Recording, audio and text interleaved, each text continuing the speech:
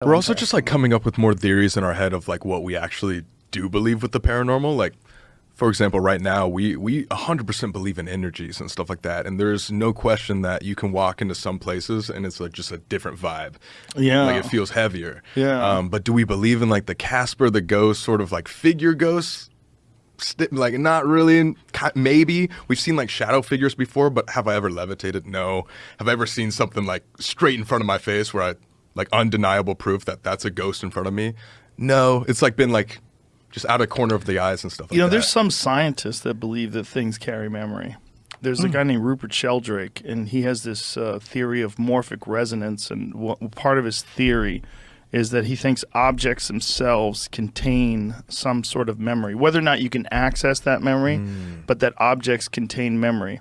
And he cites that as one of the reasons why people can feel things.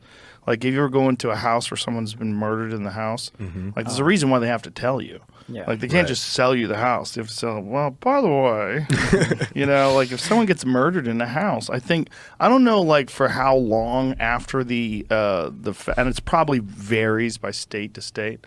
But I remember in California, like you would have to tell people if someone got murdered in the house. Oh, for sure. Like to this day, they can't sell that fucking John Bonet house. John Bonet Ramsey. I don't even know what that is. She got murdered in Boulder, Colorado. She was a beauty pageant queen who was a tiny little girl. It was really creepy. You ever do those child beauty pageants? Yeah. Yeah, well, she was murdered when she was very young. I don't know how old she was, like 8, 9, something like that.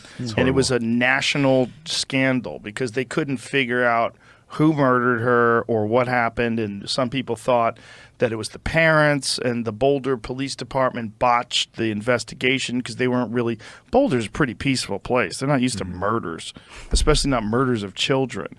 And also, like, it exposed people to how weird these child beauty pageants are, where you're taking a little girl and you're putting – high-heeled shoes on her and short skirts and sexy makeup. Like, what the fuck are you doing? Right. And so it became this thing. So we lived in Boulder for a while, and we were looking at real estate in Boulder, and there was this one house. Like, this is a pretty nice house. Like, what?